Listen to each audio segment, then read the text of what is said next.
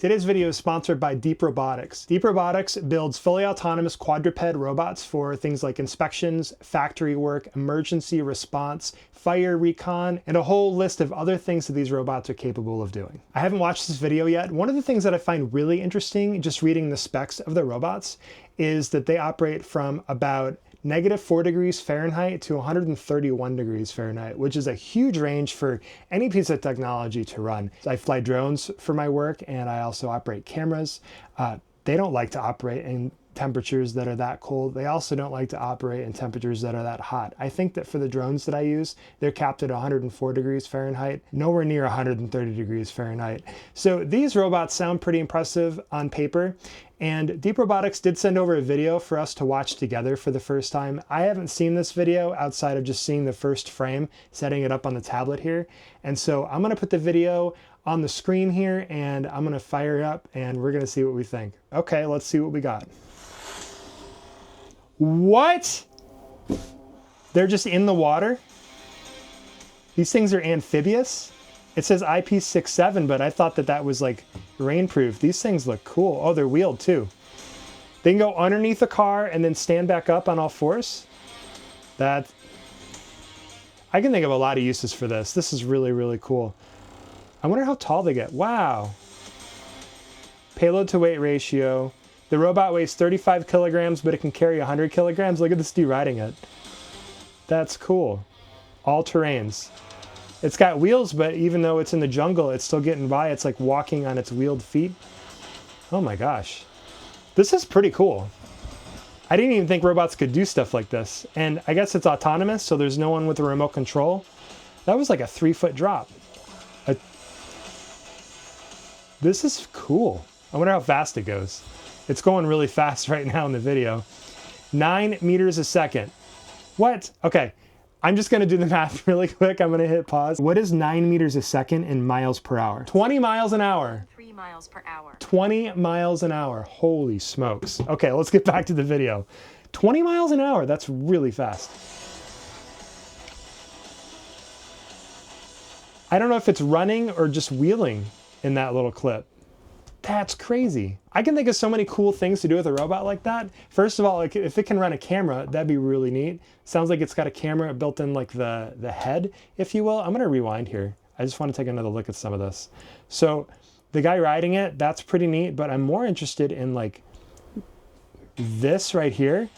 Let me go back a little bit further. This right here, not with the water, that's obviously really impressive too, but the fact that it can just get that low and then still wheel, look at this. That is really, really crazy. You could do like when you're at the border and they're like using the mirrors to look underneath your cars. These robots could do stuff like that. Getting your car inspected. Dude, I wonder if they can like go underneath your house and do inspections and stuff like that. They can carry loads. What other use cases can we think of here? I mean, obviously they can get around just fine. They can transport things. God, it's a lot of weight. 100 kilograms. This just blows me away.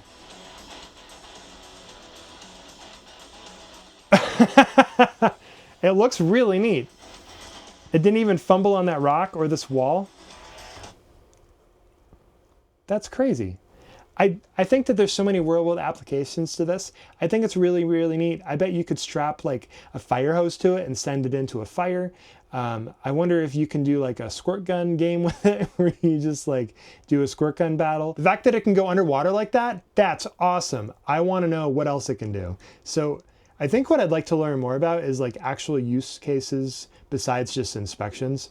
Obviously this robot can go places that other robots and drones and people can't fit, can't go, can't do. From the video here, the way that it's laid out, it sounds like it's set up to be a platform for things like that. Because if it can carry 100 kilograms of weight, that's 100 liters of water, that's a pump, that's a fire hose, that's fire retardant. I mean, for fires, obviously, it looks like it's a no-brainer. You can have some of these hanging out in the bottom of your building and just ready to sprint in case there's a fire. This robot has the potential to change the world and how we say and think and do pretty much everything. I could put a pedestal with a tray on this and have it deliver food. I want to see if I can have it walk the dog. Oh, there it is on the website. They got another video too. Okay, let's take a look at this one. It's the same robot from the other one, the M20. Dude, it's just cruising across the sand. Does that mean it's sandproof too? Ultra large activity range. This thing is sick. Oh, I'm noticing now it's got like little elbows on it, like right there. Big operational range. It just jumped. What? It can walk on 2 legs too? This thing is incredible. It just unloads itself out of a truck. Oh yeah, here it's got a fire extinguisher on it. It's gonna go fight some fires, man. 50 centimeter, so 50 centimeter height. Look at it just blasting. What? It's really cool what you can equip this thing to do. Look at that camera. I wonder if that's LiDAR camera. We're doing power station inspections in the video right here. Last mile deliveries, yes. That's really cool. Think about all the Amazon delivery guys who aren't gonna bust their knees up anymore because you can just send the robot to deliver the package. Wow. That's really cool. I like this video. No offense, DEEPRobotics. Love what you guys are about. I like this video maybe a little bit better than the other one. I know the other one showed that it's like waterproof and basically submergible, it looked like. This video is sweet too. The fact that it can like jump, everything like that, really, really neat. Okay, so on the website, Power and Utilities, we saw in the video, it's doing inspections at the power plant. Rescue, you can probably transport water, food, help find people, especially if you get like infrared or LiDAR on it. Tunnel inspections, research, construction, metal and mining. Oh, construction. Man, some of my friends that are in construction, they carry around really heavy stuff all day, and a lot of their day is just like hauling stuff back and forth.